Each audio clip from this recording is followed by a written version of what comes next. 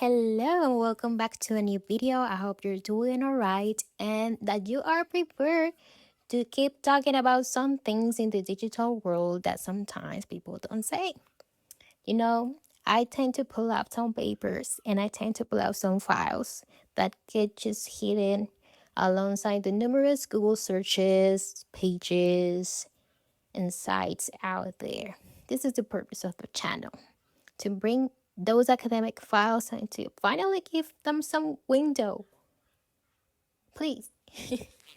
So today I give you the following insight. We're going to talk about algorithms, prompt, AI, and so on. So what about hidden transcripts?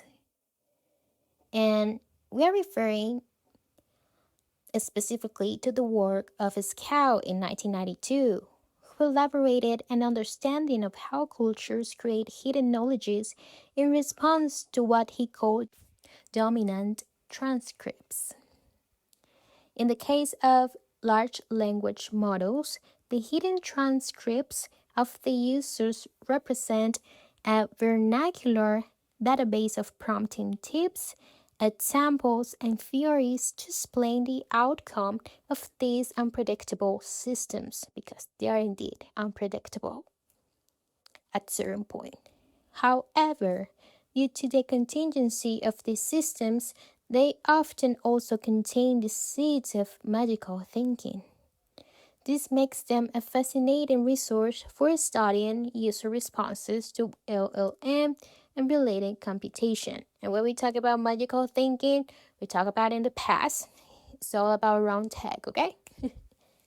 The individual prompt anxiety that has been defined so far scales into collective epistemological practices that can be used to understand how Benjamin's analysis of mass experience in modernity applies to contemporary AI interaction.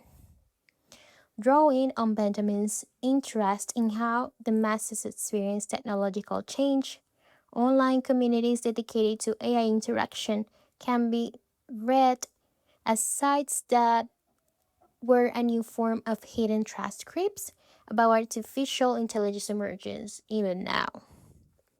Examining user communities, one can see that prompt sensibility or sensitivity basically helps us to understand how users collectively develop theories about AI behavior that in many ways mirror pre-modern magical thinking. You just need to go and look into Reddit one time and you will see. So some Reddit communities like ChatGPT, Discord servers, as well dedicated to Midjourney and adds to their threads about prompt engineering, represent spaces where users share strategies, debug failures together, and develop shared mythologies about how models really work. But is that true? Or are we building something else alongside a mindset that can be more concerning? Across these websites and social media, collective theorizing often resembles what anthropologists identify in magical practices. This is the belief that the symbolic can influence the instant outcomes through hidden connections. These techniques therefore utilize magical thinking in the belief that symbolic actions create action at a distance. For example, the widespread belief that saying please and thank you improves AI responses. And I know you do. I know you do. You do this out there, I know it. Or that is specific formatting enhances output quality. Persist despite technical explanations that they have minimal impact on model behavior. These beliefs seem to provide communities with shared ways of managing uncertainty and asserting agency over forces that appear to be beyond an individual's control. That might be termed vector lore as a form of knowledge and stories, including insider jokes about a subject. The emergence of complex prompt injection techniques represents another manifestation of this folk knowledge. And I really like the fad of New Age folk culture because before it was around religion, it might be around communities. Nowadays, it's around technology and perhaps even AI. What will be the future or the modern folklore about? Users develop complicated methods for bypassing AI safety measures, often involving intricate role playing scenarios of or coded language designed to trick the models into producing prohibited content. These techniques spread through communities sharing ideas and creating viral counter practices. The development of techniques from simple command overrides to sophisticated role playing scenarios. For example, you're given a persona to the AI platforms or just trying to overpass previous instructions that you gave it. This reveals how algorithmic resistance develops through collective experimentation rather than or in addition to systematic understanding. So, are we doing some kind of trial and error in here? Are we actually gambling on all of this scenario? Let me know. But the online communities also develop sure interpretative frameworks for understanding AI failures and unexpected outputs. Users collectively theorize about hidden biases in training data, emergent behaviors in model interactions, and alignment problems that supposedly explain inconsistent results. The theories may serve a similar function to conspiracy theories in political contexts, as they provide seemingly coherent explanations for apparently random events whilst preserving the community's sense of agency and understanding. And going on the side is what people say about Alexa, like, hey, it's not only like the phone, it's hearing us. Alexa might be hearing us, and therefore people will continue saying the same depending on the device. But is this true? The theories enable users to maintain belief in their capacity to control AI behavior despite repeated evidence of its unpredictability. So it cannot be 100% accurate. The development of prompt templates and frameworks represents another manifestation of collective superstition. Users create elaborate formatting schemes, such as various chain of thought templates, which are thought to improve AI performance through structural consistency in using them. I also have seen posts saying like, hey, I just found this trick and I was able to trick AI for a second, but hold on, is this true? Is it only working for you and your interface? You also have to make those questions because yes, it is unpredictable, therefore it might not work for everyone. The development of those which are thought to improve AI performance can be understood as modern incantations, providing users with standardized ways of approaching AI interaction whilst maintaining the illusion of control. The templates have spread through communities via word of mouth and imitation rather than empirical proof, less as a scientific method and more as a defensive or paranoid style of prompting. And of course, I will leave the paper on this description. And you can see a real example with 3 types of prompts that the author is doing in order to debunk or to clarify his theory. Perhaps more significantly, the collective development of AI hidden transcripts points to how technological complexity generates new forms of magical thinking rather than eliminated them. This apparent contradiction in modernity shows that AI encourages magical thinking, which it transforms and redistributes.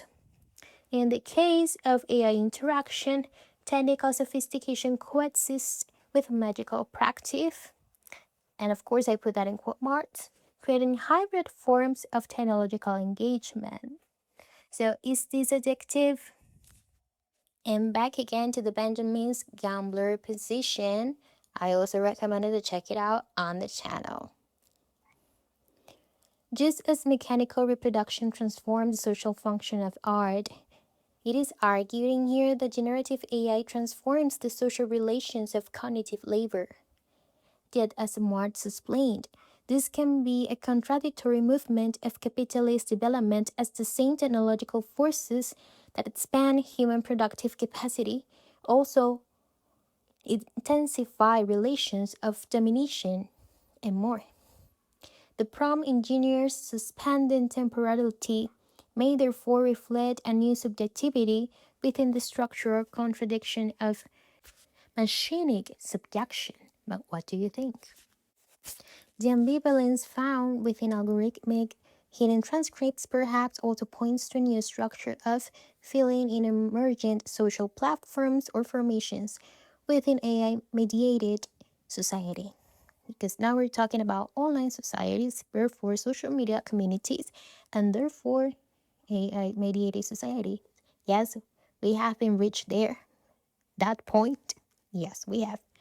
This may therefore become ways of experiencing and understanding that anticipate new forms of social organization whilst remaining constrained by existing relations of power.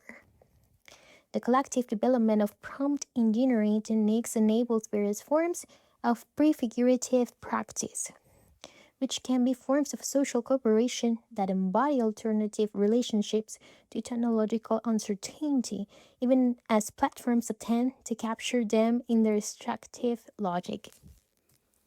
The question becomes whether such practices can be recuperated through broader political projects that challenge particular AI systems, but also the social relations of production that better platforms depend upon and reproduce.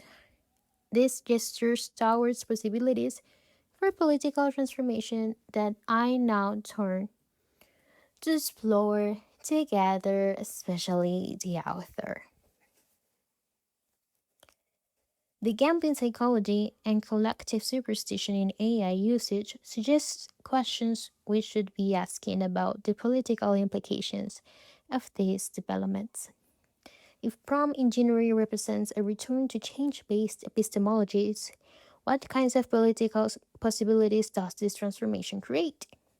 Building on Benjamin's suggestion that the gambler's temporality contains revolutionary potential, it was examined how AI hallucinations and unexpected outputs and prompt failures might be read as dialectical images, which are moments that shock us out of technological complacency. The concept of dialectical image helps us identify moments when historical contradictions become visible, creating opportunities for revolutionary consciousness. In the context of AI systems, vector interpolation and synthetic media can be said to serve a similar function as they reveal the contingency of apparently regional technological processes, potentially undermining technocratic authority. When ChatGPT produces obviously false information with complete confidence, or when image generators create impossible synthetic images, these moments can open AI system to imminent critique of their claims to superhuman intelligence and credibility. Let's consider how AI systems regularly produce outputs that contradict their training, revealing hidden biases or generating content that exposes the material conditions of their production, or the trick question of asking, hey, are you a real human?